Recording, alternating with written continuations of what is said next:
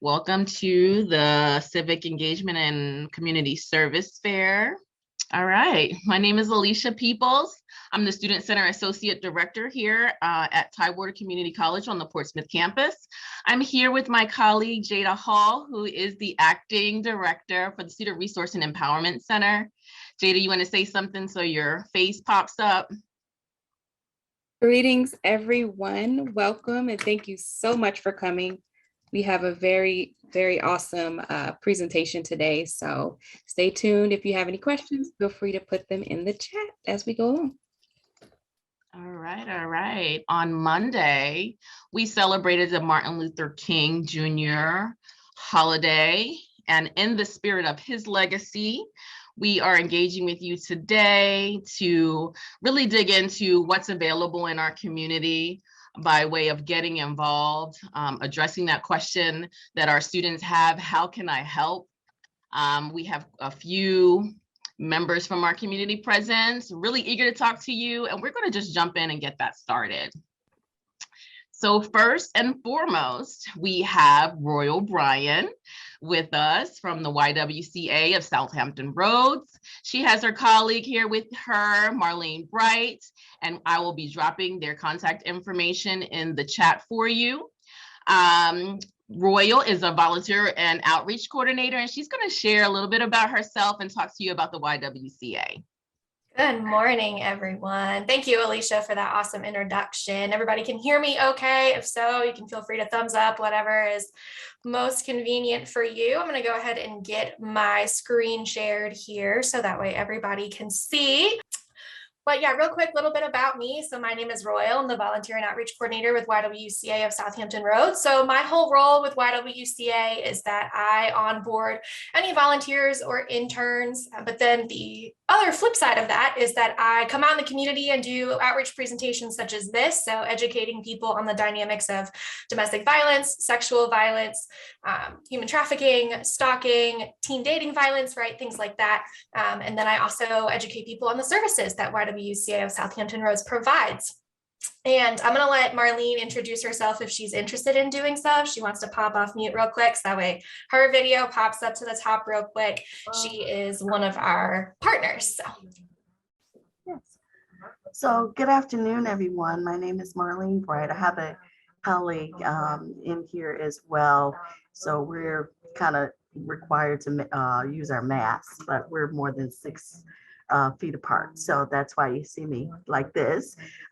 Thank you, Royall. I'm Marlene Bright, and I am the Community Outreach Program Director and Advocacy for the Norfolk Family Justice Center. And our role here at the Norfolk Family Justice Center mirrors very much what Royall does in terms of the mission to go out and to educate and empower the community on issues like domestic violence and stalking and sexual assaults and all of the ones that she's mentioned, so that we can provide the information for awareness as well as for prevention. So the Family Justice Center is located, we're a multi-agency that's together with the YWCA here in Norfolk, 500 Plume Street. And we just want to be able to be that one-stop shop, collaborated with the YWCA and providing resources and services. On board, we have partners who includes the Norfolk Police Department, the Commonwealth Attorney's Office, our advocates, our case intake workers, and our elder abuse caseworker as well. So that's just a brief synopsis. Thank you, Royall. But yeah, so when we talk about YWCA of Southampton Roads, right, our whole mission is that we are dedicated to eliminating racism, empowering women, and promoting peace, justice, freedom, and dignity for all. And so our vision for Southampton Roads is really to serve as a source of strength, courage, and empowerment for women and families facing crisis. And the way that we advance our mission in the community is really by providing services, direct services to survivors of domestic and sexual violence. And we're going to walk through kind of what that looks like as well through kind of each of the departments that we have, so that we can talk about all the different ways, right, that you can get involved. So first up is our hotline, right? It's available 24/7, 365. That's both over the phone, which the phone number will be at the end. And then we also have a online chat option as well. So everything can be entirely anonymous. We can provide safety planning or assist in on-call accompaniments to the hospital or to legal services. And then anybody who is looking to receive emergency shelter services, those requests are assessed through our crisis hotline as well. But we also provide counseling services. Right now, of course, we're telehealth with COVID kind of going on. As you guys can see, I'm working from home right now. But all of our counselors that are full-time staff are fully licensed, but our interns do see clients as well. Our counselors specialize in providing trauma-informed care, but I have a couple on staff who also provide specific services to children. It's free and affordable, right? You get a certain number of free sessions, and then it translates into very affordable per hour, per session. And then we also provide telehealth options as well, provide it for individuals and families. It's non-discriminatory. So even though that one part of our mission is empowering women, right, doesn't mean that we discriminate against men or anybody else. Anybody is welcome to receive services from YWCA. Men, women, children, members of the LGBTQ plus community, immigrants, right? Anybody who is looking to receive services can receive them from us. But we also have support groups too. Our counselors facilitate support groups, and those are currently offered telehealth right now as well. So we have one for teen girls, one for survivors of sexual violence, and one for survivors of domestic violence as well. We also provide victim advocacy services. They're not lawyers or attorneys, but they can provide accompaniment to court, moral support, information, and on-site processing. But then they can also assist in applications for any of the listed programs that I've listed up here on the presentation.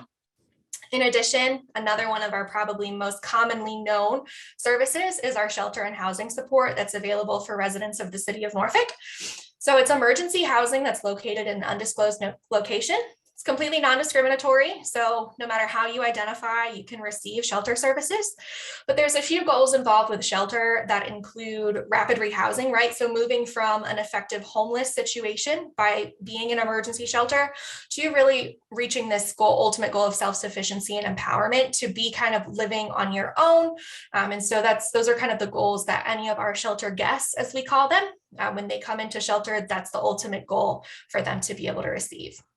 Of course, we provide outreach and education as well. So coming and doing presentations such as this, or specialized trainings on a variety of topics. We can provide expert speakers. We train the members of the military. We also train law enforcement officers and coming out to colleges, but also coming to events and things like that as well.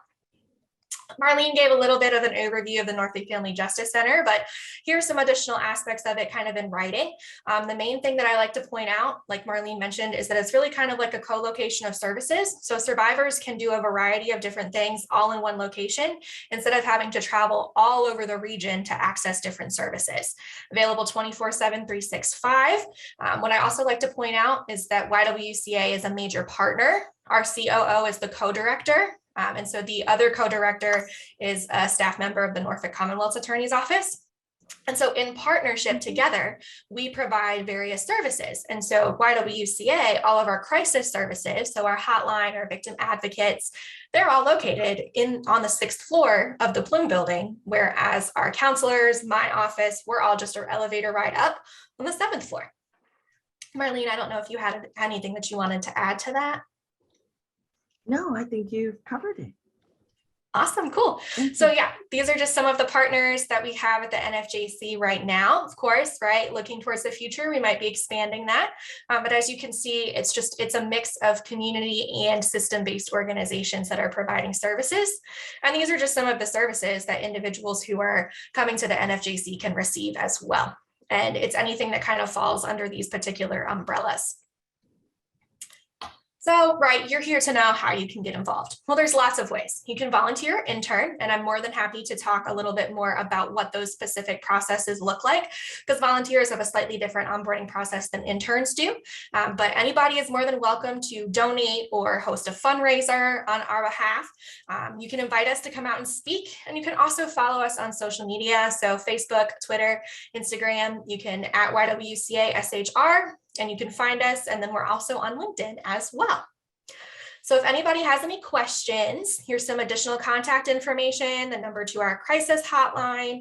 Alicia mentioned that they were throwing my contact information and Marlene's contact information into the chat as well. But just for general inquiries, you're more than welcome to contact us at these particular links and contact info as well. I'm gonna pull up the chat and see if there's any.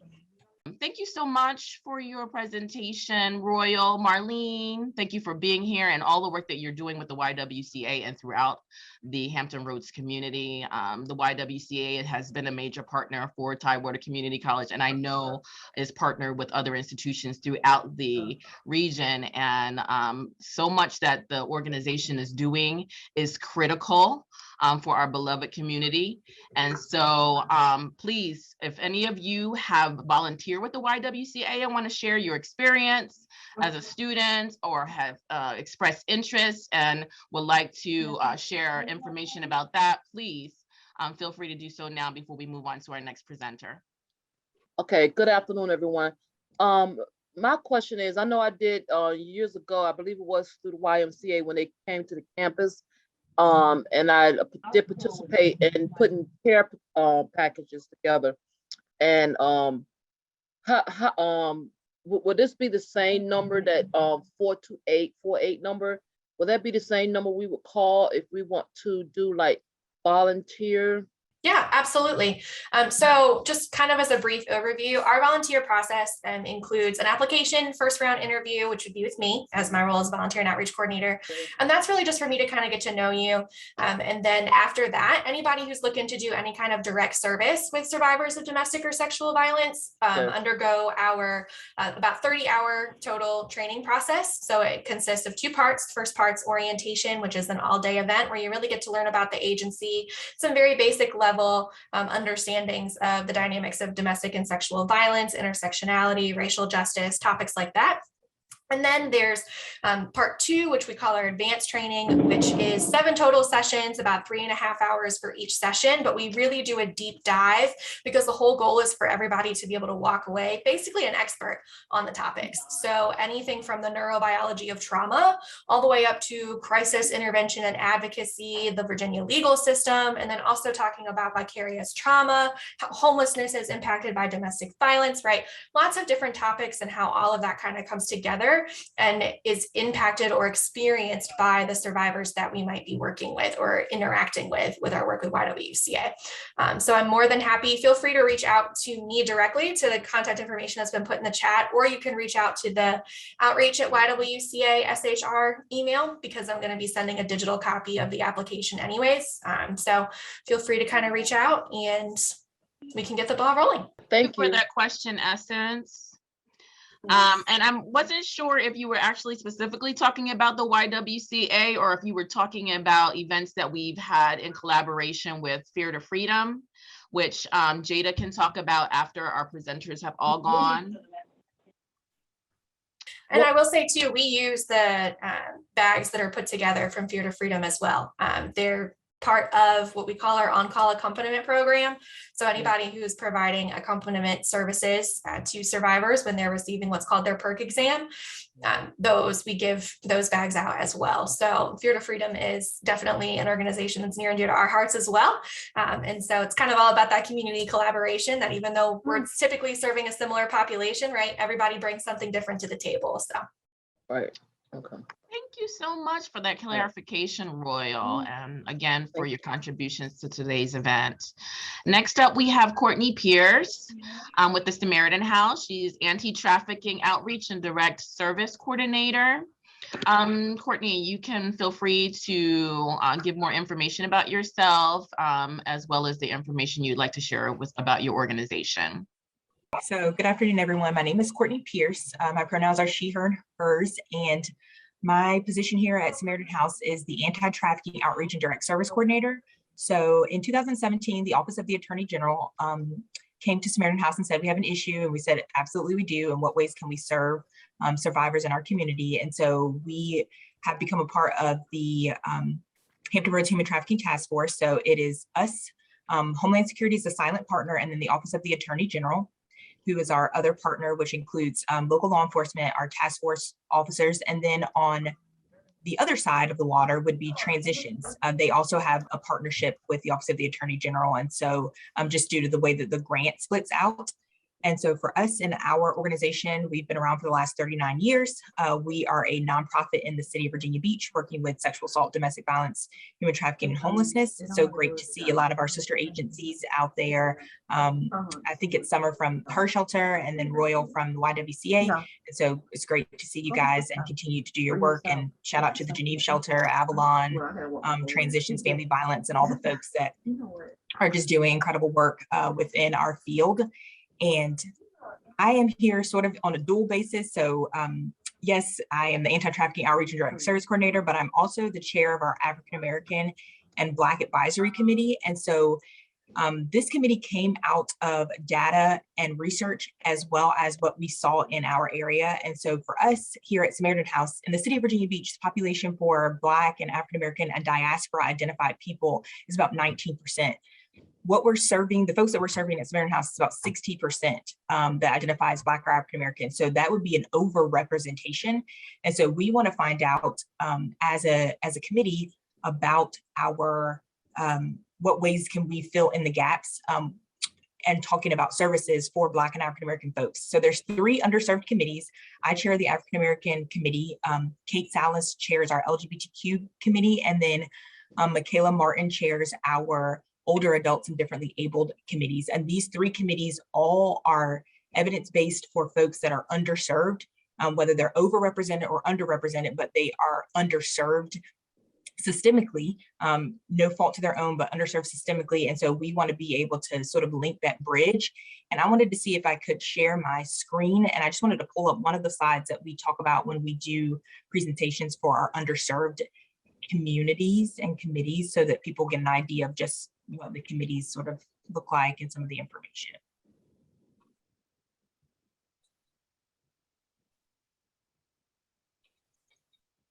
And so for us, we want to be able to have not just staff be a part of, the committees, but we want to also have our community partners because we want our work to be informed by our communities. And so that's the whole point for us, is to be able to have folks that are a part of the community to be able to inform what we're doing. And so we want to make sure that we have all types of voices. And so anyone that is interested in being a part of these committees can reach out to me. My information is in the chat. And if it's for the older adult and differently abled committee, it can be for Michaela. If it's for the LGBT committee, it's for Kate. And then it's for the Black or African American committee, it's for myself, but I make sure I will disperse that information out to all the correct committees. We're looking for people who identify as Black, diaspora identified, or African American to be a part of the committees. We are open to all folks. So it doesn't matter your sexual orientation or gender identity. We do a lot of collaboration together within our committees in themselves. Some of the cool things that we've been doing recently and that we've sort of worked with our community partners to be able to do is we have been able to do a Black men's town hall. And so when we look at intimate partner violence, specifically domestic violence and sexual assault as a portion of the intimate partner violence, we want to make sure that we're serving folks holistically. And so for Black women, our rates of lethality is 2.5 times higher than anyone else. And so we want to understand that how are the dynamics in relationships, particularly to Black men, how does that all sort of happen? And again, that's a systemic issue.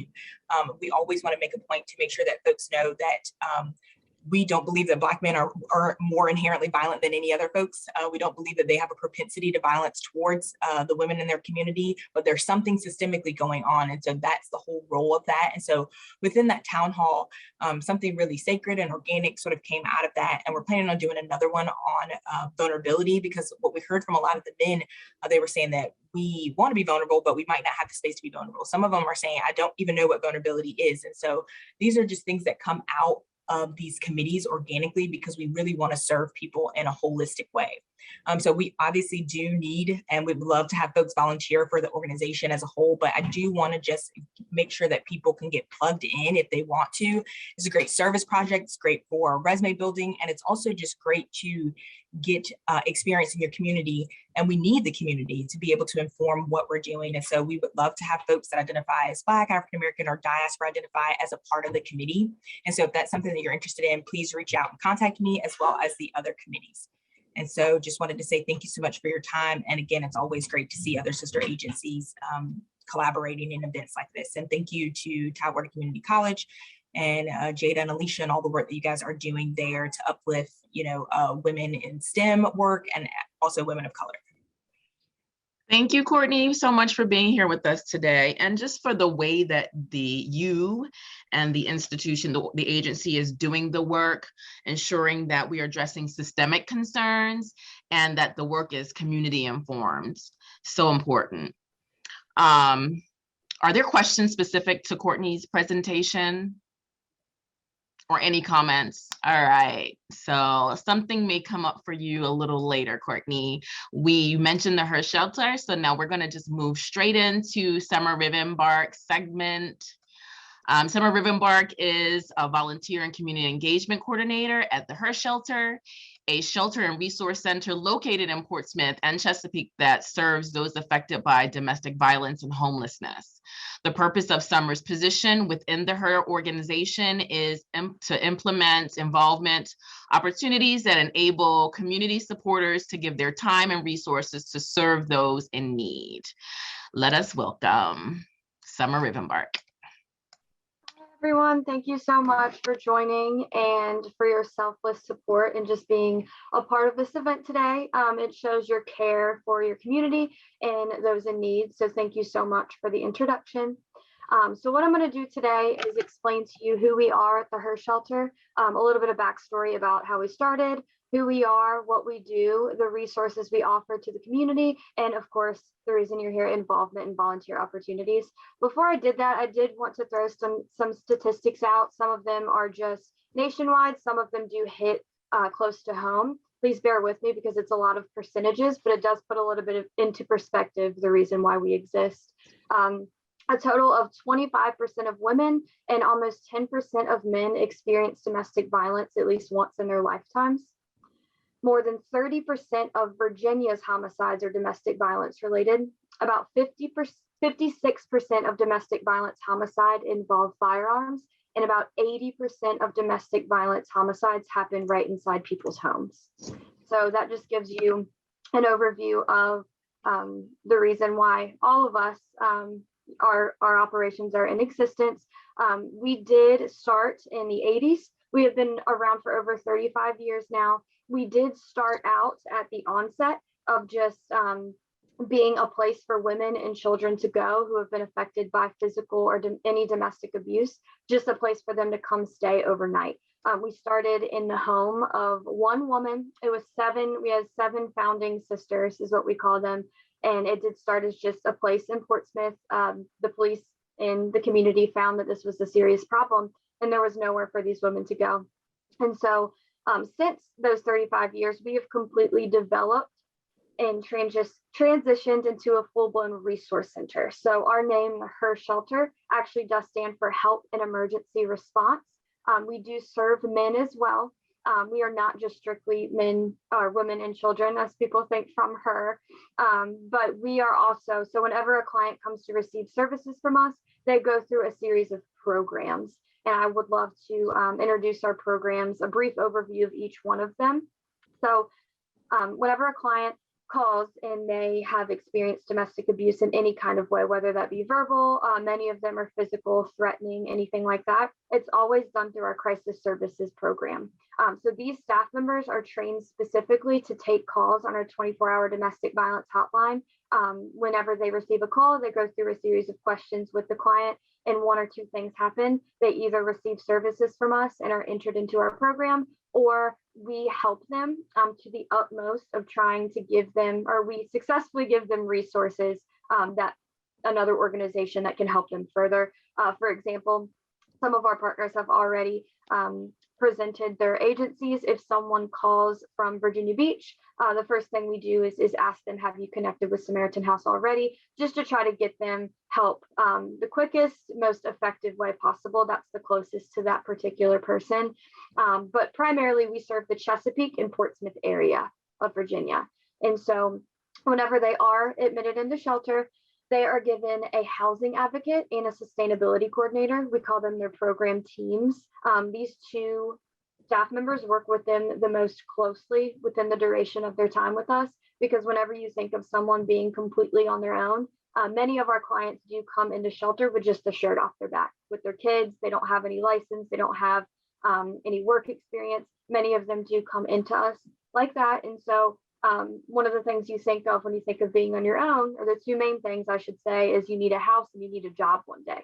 And so that's why these two staff members work so closely with them on their behalf. Much of our housing advocates and sustainability coordinators' time is spent developing relationships, as well as in-depth, thorough researching places that would hire our clients, places that would accept our clients' credits the way that they are with their circumstances, and just knowing that our clients are coming from a lot. And so just developing those relationships with landlords and housing complexes that will have grace for what our clients have been through. So they work on their behalf in those areas. We also have a court advocacy program. Much of our court advocates' time is actually spent in court physically with our clients, being a strong support system for them. As you can imagine, in the domestic violence realm, there's a lot of child custody issues, there's divorce papers, there's restraining orders, all of that comes into play. So she stays very busy helping our clients in that area. On the other hand of that, we do have a mental health counselor. She is on site with us, and something special too about our shelter is we actually do work where our clients live. We have a big building, and one half is completely residential client based, and the other half is all offices. So whenever they need to meet with their team, whenever they have an urgent request, they can knock on staff's side door and we can meet with them as needed. So all of the program staff that works specifically face-to-face with clients most often actually works at that location. Our mental health counselor exists for obvious reasons. Our clients have been through severe trauma, and so she's there to kind of help them through the process of coping and just to detect any mental health potential issues from the trauma that they have. She's able to refer them for long-term. She's able to assist them upon their stay with us, and she's able to refer them to longer-term needs as needed with all of our partners we have within the community. Our youth and family services program is wonderful. It's not uncommon for us to have a little bit over 50 kids in shelter at once. So with that being said, we don't just make sure that our kids, are being watched. We actually go to the fullest extent of making sure that they have everything needed for flourishing, for developing. So we make sure that they have a primary care doctor, that they're enrolled in school, that they're getting the mental health counseling, the tutoring that's needed. We also make sure they have fun as well. We go all out for birthday parties in the summer. We've been blessed to receive free admission into water parks, into the zoo. We do weekly outings with them just to make sure that they're being kids too. A lot of them are very young, between the ages of 2 to 10. So we want to make sure that they're being kids as well. Side note, this is the only program as of right now that does accept interns year round. So we do partner with ODU and NSU, Regents, just local universities that do require their students to have internships. A lot of our students are studying human services, psychology, anything of that realm. We'd absolutely love to discuss details on our internship opportunities and all of that good stuff. And the reason you're here is we do have a huge involvement in volunteer program within the agency. We can't do it all. We are smaller and short staffed at the moment. And so because of that, it takes a whole village to make sure that our agency runs smoothly and successfully in regards to all the programs we offer to the community and to our clients. With that being said, we do have minimal on-site opportunities right now. We are hoping for certain projects to be fulfilled. Some of that can definitely range between painting, yard work, all of that good stuff. And then we always have off-site opportunities such as holding a donation collection drive and fundraising, as well as doing thank you letters and just different virtual things. The best way to stay updated, because we aren't able to have a consistent calendar due to our needs continuously changing, is to be added on our active volunteer email list. My information, I believe this has been put in there. Our active volunteer email list gives all who are interested in volunteering with us just different announcements, opportunities, updates on different events we have throughout the year and projects that open up in regards to involvement at the H.E.R shelter. One example of an event that we have other than physical on-site volunteer opportunities is some of our events benefit our clients directly and some of them benefit our organization financially. An example of directly is most recent, I'll use for example, is our Christmas program. The community goes all out. We're very blessed with a lot of partners that hold collection drives for us to bring in new Christmas gifts for our kids and for our moms. We rent out a church offsite. Our locations are confidential, but volunteers come to the church and they set up all donations that we've received from the community, and they set it up like kind of like a Target or a shopping display. And our clients actually have scheduled time slots to come shop for themselves and their children for Christmas. Volunteers actually walk them through the event and guide them, which is really nice. And then on the other end of that benefits financially is we have a golf tournament in May. Last year, we were really excited to kick that off. That was the first time we did it, and it ended up being really successful in raising a lot of money for our shelter services program. And it's completely volunteer ran. We need volunteers on holes, to do prizes, to do raffles, just basically making sure the golf tournament's successful for all attendees. So once again, my information is in the chat. Our website, I believe it mentioned, is hershelter.com, super easy. We're very active on our Facebook page as well. For anyone who's interested in getting involved, feel free to reach out to myself and learn a little bit more about us if you'd like to on our website. Thank you, Summer. That was a very comprehensive presentation about the agency and the opportunities to support the work of the H.E.R shelter. I'm really grateful for your presence here. Are there any questions for Summer?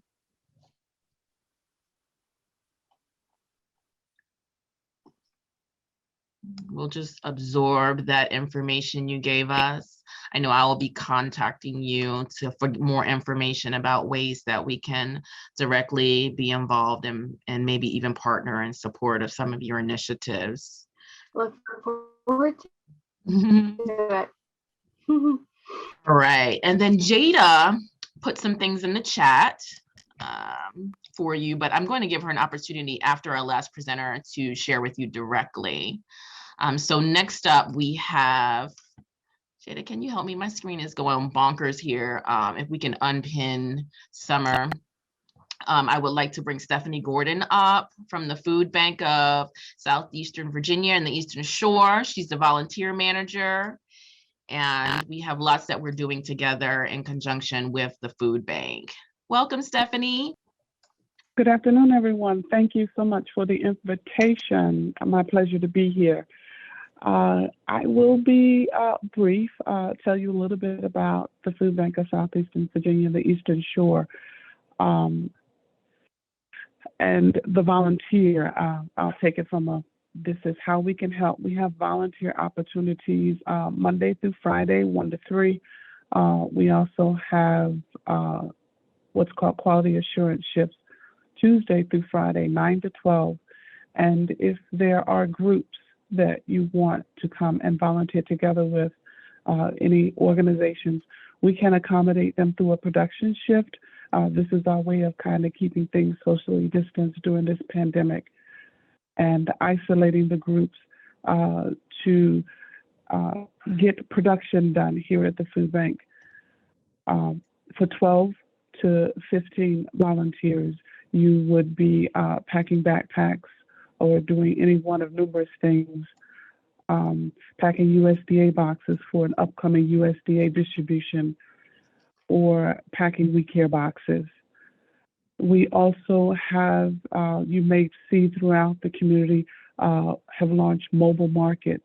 These are mobile vehicles that are packed with produce that go actually out into the community and directly into neighborhoods that are underserved and that have been determined in need. Volunteers are needed to help assist with those distributions. Volunteers will go directly to the neighborhood where the mobile market is distributing on that day.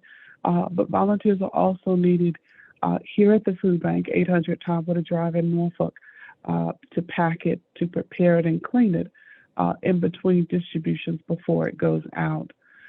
We also have administrative tasks here. We're in need of volunteers to work phones, filing, working on the computer with Excel, and doing office tasks if that is your pleasure. Those volunteer opportunities are sort of at will, and they're not a specific time, not a specific hour. So if you're interested in those, it'd just be reaching out to us. We also have volunteer opportunities at the TCC Community Feed, which is located at MacArthur Mall. And we also have one on the Porces campus. It has been shown in studies that students who are trying to pursue their education are still in need of food. And so we have opened up these community feeds and these hubs to help TCC students. And then we've also opened them up to the community. So we also have turned in the Jordan Newby Library in Norfolk on the corner of Virginia Beach Boulevard and Park Avenue. It's now the community feed at Jordan Newby. It's really easy to volunteer here at the food bank. All you need to do is to go online to foodbankonline.org and create a profile. Once you've created a profile, you'll be able to see our calendar of events. On the calendar, it will tell you, of course, the date of that event. It tells you the start time and the end time. It also gives a brief description of what's going to be asked of you to do. And then if that works with your schedule, you just click sign up and sign yourself up for that particular event and then show up. There's a set number of volunteers that we have for each event. Some events only need 2, 5 volunteers. Others need 15, 20 volunteers. So you want to be mindful of the number of volunteers needed for that particular event. As volunteers register, that number decreases until it gets to 0, and then that event is closed. You also want to pay attention to the location of the event, because all events don't take place here at the food bank. Because of the pandemic, our distributions are mobile, and so we have volunteers showing up right at that distribution site where it's a drive-through distribution and all of them are touchless. The mobile market, as I mentioned earlier, you want to go right to the neighborhood where that distribution is going to take place. So you always want to be mindful of the location. What else do I need to say? I did have a flyer. And it looks like Mamie has asked a question while you're doing that. She's saying, will you be accepting volunteers for administrative work year-round? Yes, the work that we are doing is year-round. And so if you are interested in doing administrative work, it's just a matter of placing a phone call to us, and it's talking and getting the flyer together at the same time, right? It's just placing a phone call to either myself or Stephanie Cuffey. is the volunteer coordinator. Together, we manage the volunteer staff. So this is our contact information. And Stephanie Cuffey, as I stated, is the volunteer coordinator. She and I together manage the volunteer staff, and our volunteers make up all of our non-paid staff. We are small staff here at the food bank, and there is a lot that gets done by our volunteers, and there is a lot that we cannot do without volunteers. So we welcome you. Our volunteer numbers are low. Since the pandemic, we're only down to 3,290 volunteers. Prior to the pandemic, we had about 6,840 something volunteers a year. There are a lot of people that desire to volunteer, but because of the pandemic, they are unable to. And because of the pandemic, we cut back on a lot of our volunteers, particularly young people. At the start of the pandemic, the minimum age to volunteer was 18. We then changed that. Now it's down to 12. Starting in February, the first Wednesday, and every Wednesday in February, we will have an evening shift that will be 5:30 to 7:30 for youth ages 6 to 11, and we're bringing back our youth and family nights. It is not inclusive to that age group, so anyone can volunteer, but this will be the only time that young people aged 6 to 11 will be able to volunteer, and that's come back starting the first Wednesday in February and every Wednesday after that. We are on all facets of social media: Facebook, Instagram, Twitter, and LinkedIn. So go look for us there. And what else do I need? And you'll find us. Foodbankonline.org is the website for the food bank, but we are using Volunteer Hub.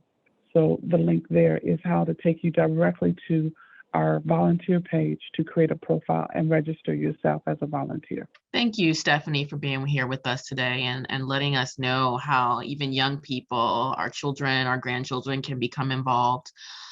Earlier, you may have noticed I mentioned beloved community, and that is a term that was popularized by Reverend Martin Luther King Jr. And really, what we mean by that is that, you know, with everyone who was in our sphere is cared for. And so that is our responsibility. We, again, don't live in a vacuum. We live in a space where human beings, we're social beings, and the things that we do in this life impact others.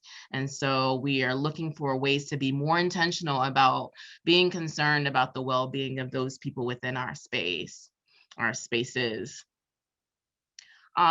Do any of the presenters want to make any final remarks before I transition to a segment with my endeared colleague, Jada Hall? Thank you. Thanks again to all the presenters who were here with us today. And I want to thank the attendees. At this time, though, I'd like to invite Jada Hall to the floor to take us out. We have about 12 minutes to kind of talk a little bit about some things that are happening through the Student Resource and Empowerment Center, some upcoming programs, and how you might also get involved, but also find encounter services that you might need yourselves. Jada. Thank you, Alicia, and thank you to all the wonderful presenters for that great information. And thank you everybody who's here, because we're all going through something and you still want to help. And that is awesome. So thank you for that. Yeah, so I just wanted to quickly just let you all know, you may have already heard about the Student Resource and Empowerment Center, but it is a fairly new center at TCC where we're able to offer students some free and comprehensive social services and also financial resources to help you stay focused on your studies. So we have a few things going on, but really quickly, I will just briefly show you our flyer, just so you can get a better idea. Oops. All right. So this kind of is a snapshot of all of the services and programs that are offered to TCC students. I would say definitely the most popular right now are the emergency funding for students who have experienced some unexpected crises that may, put you in a burden in order to finish your classes. So if that's something that you need more assistance with or want to know more about, please feel free to contact me directly. We also have a request for support form on our website. Again, you can see the community feed, which you've heard about. We do have that partnership with the Foodbank. Community feed location is in MacArthur Mall as well as on the Portsmouth campus. The Portsmouth campus community feed is closed at the moment. However, we are able to assist students. So please just contact us if you are in need near the Portsmouth campus. Otherwise, I'm going to stop sharing just so I can briefly talk to you about our 2 upcoming events that we want you to know about. So the first one is on January 27th, and this has been posted in the chat. From 11:30 until 1:30 on Zoom, we are going to have a virtual resource fair. And basically, we get hundreds of requests for support from students. And when we tally it all up, we notice that the top 3 are financial issues, housing, and transportation. And mental health is not too far behind that. So we have some partnerships in the community, obviously. So we want to bring them all back on Zoom next week to talk to students directly about those services that they're providing for housing, mental health, financial support, that type of thing. So if that's something that you need, please join us. The link to register is in the chat. And then finally on February the 10th, you've heard a couple mentions of Fear to Freedom, but that is an organization that's focused on domestic violence awareness and education. So we're partnering with them on February the 10th from 12:30 p.m. until 2 p.m. This is a hybrid event, so you can log in virtually. However, if our campus is back open, which it is scheduled to be by February the 10th, we plan to have like a service project right after the virtual workshop. So, if you're in person and you want to join us, we'll be on the Chesapeake campus. We can view the webinar. If you want to stay home and view the webinar, that's fine. And then if you're in person, we'll have that service project where we will be assembling kits for survivors of domestic violence. And those kits will in return go to the Chesapeake Forensics Office. So just 2 events I want you to know about, and let me know if you have any questions. Jada, thank you. Guess who's here? Kayla Gradwell is here from the Elizabeth River Project. So we're gonna pivot again. Kayla, I do want to say, Kayla, before you start, I do want to say to all the students and all of you who are here, please be checking your emails from the Virtual Student Center on Canvas to make sure that you are made aware of any updates for programs, any scheduled programs, so you can have access to them and you're in the right place. And then we have about 9 minutes left, and I want to make sure I dedicate the rest of that time to Kayla. Thank you so much for being here, Kayla. Of course, no problem. Thank you for having me. Yeah, I'll be super quick. I know we're short on time. I'm going to share my screen real quick. I'm sorry that my camera is not working. I'm not sure why, but I have a quick little PowerPoint to share with you guys. So yeah, my name is Kayla. I am the volunteer coordinator at the Elizabeth River Project. And I just wanted to quickly talk about some volunteer opportunities that we have. So really quickly, if you're unfamiliar with the Elizabeth River Project, we are a nonprofit environmental organization. Our mission is to restore the Elizabeth River to the highest practical level of environmental quality through government, business, and community partnerships. The Elizabeth River runs through 4 of our major cities in Hampton Roads. So we have Norfolk, Portsmouth, Virginia Beach, and Chesapeake. We were founded in 1993, so we're relatively new. When we first were founded, the river was presumed dead, meaning that it was so polluted that it was not a suitable environment for our wildlife. Now, almost 30 years later, it is now a living river with a quality grade of a C. So it has gotten much better over the last 30 years, and it is getting better every day. And we couldn't have done it without our volunteers. So if you are interested in volunteering, we are happy to have you. A few volunteer opportunities that we do have. So we host litter cleanups. We do litter cleanups the first Saturday of every month. Our 2 Adopt a Spot locations are off Colley Avenue near Max Barge and Harbor Park, so the Tide Stadium. There was that big storm that happened at the beginning of January. It brought in a lot of trash. A lot of people's trash cans got blown over, all that flooding. So we did have a couple extra litter cleanups this month, and thanks to our volunteers, we picked up over 300 pounds of trash just in the last couple weeks. So that is really helpful, because if not, that trash would have gone into our river and impacted our wildlife. Wildlife get entangled in trash. It's a lot of plastic pollution issues. So having the volunteers come out and help us pick up trash is truly, it makes such a big difference.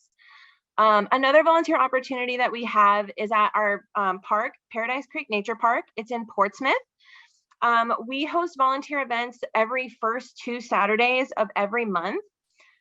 This is more weeding, landscaping, trail maintenance. So if you're going to school for any sort of environmental science and are really into forestry, this would be a great place to volunteer. The whole goal is to clean out all the invasive plants and make it a more natural oasis, especially for our native birds. Our park, because we have worked so hard to make it more natural, or native plants, we see a lot of bald eagles there. We see osprey. We see so many birds. It's really a great park. So even if you don't end up volunteering, I highly suggest you come check it out in Portsmouth. It's really nice. Another volunteer opportunity that we have is with our restoration projects. So we do shoreline installments. Basically, that's just installing wetlands back along the river's shoreline. It helps create more habitat for our wildlife, and also is a great buffer for flooding and storms. So it helps keep our community safe from sea level rise as well. We also do oyster castle installments. So creating habitat for our oyster population to try and rebuild the population of oysters in our river. One oyster can filter up to 50 gallons of water a day. So they are very, very important for keeping our river healthy and clean. So the more we can restore our oyster population, the healthier our river will be. They're really our natural cleanup crew. And we always need help with volunteers, or we could always use the help to get those installed in our river. Those usually take place in the spring and summertime. So the season is just about to start at the end of February, beginning of March. The restoration volunteer events are, it's a lot of heavy lifting. You got to be able to lift about 50 pounds. It's a lot of lifting and carrying. And yeah, it usually takes place on the weekdays, typically in the mornings. So I think this is a great opportunity for if you are a full-time student, especially like during spring break or in the summertime. If you're available to come out, we are happy to have you.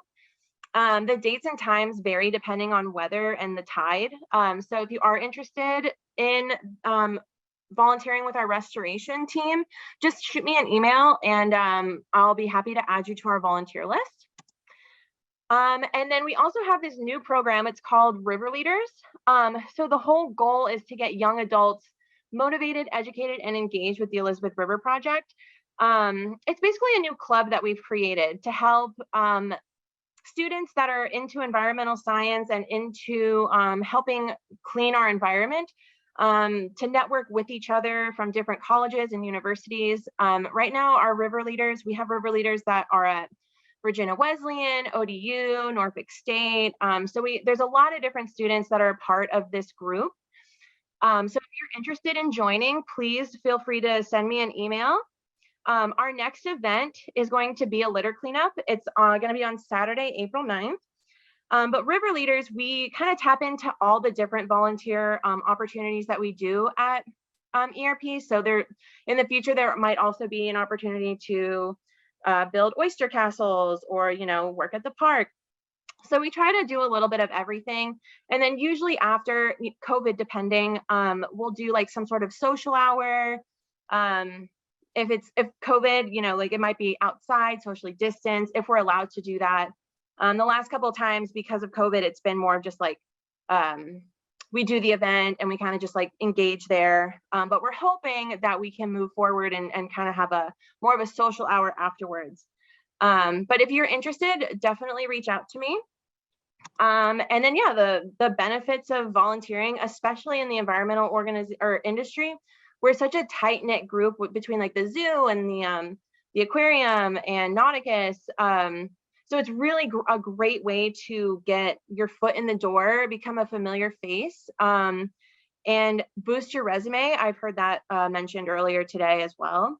And you can also gain great references and build relationships within the industry that you're interested in working in. So yeah, that's all that I have. I look forward to hearing from you. If you are interested, feel free to shoot me an email. My email is kgradwell@elizabethriver.org. Thank you, guys. Thank you. We did have one question. Is there a specific location to meet for the litter cleanups, or do we go straight to the site?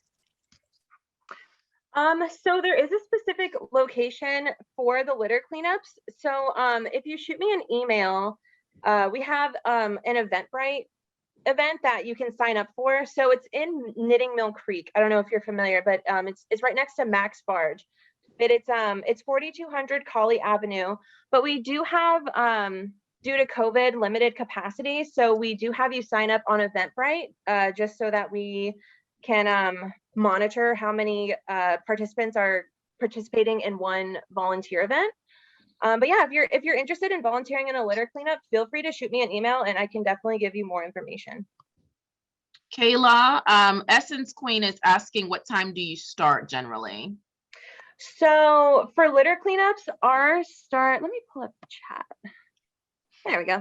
Our litter cleanups are from 10 to 11:30. And then park programs are from 10 to 12. And then restoration, as I said, the dates and times kind of vary depending on the tide that day, but it's usually in the mornings to early afternoons. And those are typically longer. So those are more 5-hour events, probably from like 10 to 2, 10 to 3. Thank you. Thank you for your presentation, Kayla. Of course. Is there an age limit? So there's no age limit. For the river leaders to join for river leaders, I think that the general age that we're looking for is anywhere from like 18 to 30. But as far as being a general volunteer, there's no age limit. And so I would love, Kayla, for you to stay engaged with us here because we want to make sure that we continue to be an avenue by which students can find out more about what's happening with the Elizabeth River Project and our relationship with the environment. This is definitely another agency that we want to stay connected with. Of course. Do you bring your own tools? So we have all the tools that you guys would need. So we have trash grabbers, gloves, bags. Yeah. And thank you to the audience for all the questions to help ensure that this conversation is rich and comprehensive. We are now at the time for 1:32. Are there any final questions? Anything that you'd like to see the Virtual Student Center or the Student Resource and Empowerment Center make available to you as you continue your studies here at Tidewater Community College? As Courtney talked about with the Samaritan House, Jada and I work diligently to ensure that our programming and services are informed by the needs and interests of our students. Well, again, I can't say enough how much of a pleasure it's been to spend this time with you today. I'm glad. Oh, Anna Mae, you have a question. Yes, I do. So this question is actually for all of the so I've already learned a little bit from the Elizabeth the River Project about when they meet. So this question was for YWCA, the H.E.R shelter, and the Samaritan House. What specific days do we meet with them? I can pop in real quick and answer that for you, just from the YWCA side of things. So because of the amount of programs that we offer, right, anybody can volunteer or intern in those programs. We do require that you're 18 and older, simply because of the nature of the topics that you're going to potentially be hearing about or being exposed to, if you will. There's this whole concept of vicarious trauma that anybody who works in the field will go on and on and on about, and what the implications of that looks like. And of course, we train on that as well. But there's a variety of different schedules. So if you're available overnight, right, and you want to be on call overnight to go with survivors to receive their PERK exams, that's a possibility. You can be on our hotline. You can be somebody who works at our front desk. Even if you're in business and you are passionate about the mission, we provide volunteer and like intern opportunities for anybody in H.R. and finance, right? Like the reason why my presentation had so many different departments was simply because those are all departments that you can get involved in. We do have a couple of other sort of like administrational requirements, if you will. So HR related documents, which includes background checks, TV screenings, things like that. But those are all conversations that we can have like through the process of applying, because that way I get some more like time to explain all of that to you. I will say, as far as volunteering goes in the Norfolk Family Justice Center, because any of our crisis services are located in the NFJC, anybody who's volunteering in our victim advocacy department or our hotline or on-call accompaniment departments, those would be based in the NFJC. But as far as case management volunteer opportunities go, those are not available. We only offer internships for the NFJC. And then Marlene can talk a little bit more about what some of the internships would look like and volunteering looks like from the NFJC, mainly because it's multiple partners coming together. So most of the time you'd be reaching out to those individual partners. Thank you, Royall. Did Marlene want to pop in? Was there anything else you wanted to add to that, Marlene? No, I didn't have anything much to add to that other than, we would, for our volunteers, really work so closely knit with the YWCA for those opportunities, because a lot of our work or what we do is confidential, and the confidentiality of the legal, criminal, and civil, foundation of how we have to work very carefully with that. So, yes, hopefully that gives a little clarification. That is very helpful. And we've seen today that this event has been very successful. So maybe something like this we will hold each semester at least once a year virtually, so that people have access to engaging with the various resources in the community, kind of getting a sense of how people can contribute in ways that is organic to them, in ways that they feel connected with and that can support them. There is one other question. I said we are closing the event and more questions are coming through. Yes, thank y'all for staying on for a few more minutes. Miss Essence had a good question here. About virtual opportunities. Yes. To get engaged in it and volunteer. For the presenters that are here, are there ways that individuals can, because of this pandemic, folks aren't going out of their homes in many cases. Are there opportunities where people can become involved from home?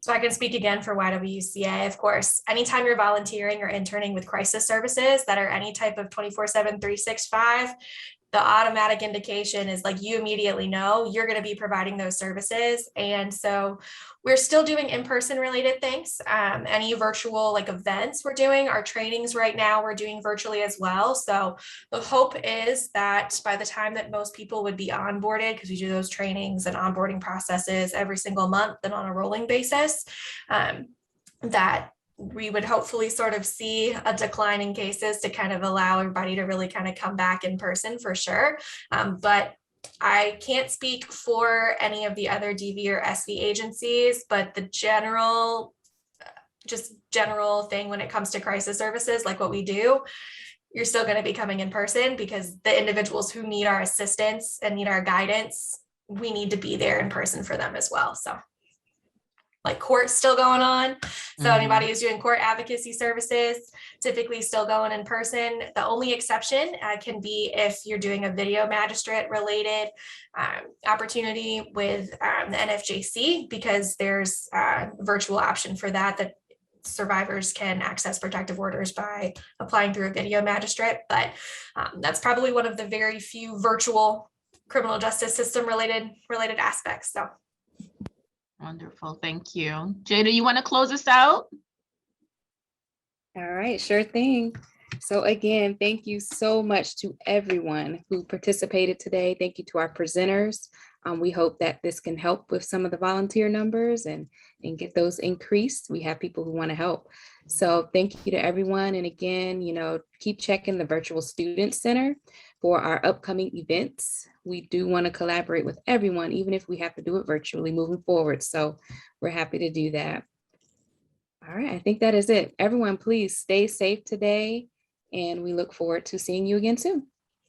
Thanks, everyone. Take care. Thank you for hosting. Thank you, everyone. This was really profound. Thank you.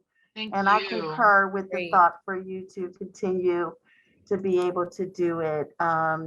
Whether it's once a year, once a semester, it was very powerful, and I'm sure the word will spread, and maybe make the recording available so that people can know, hey, I didn't catch this, I didn't catch that, but everything was so informative and insightful.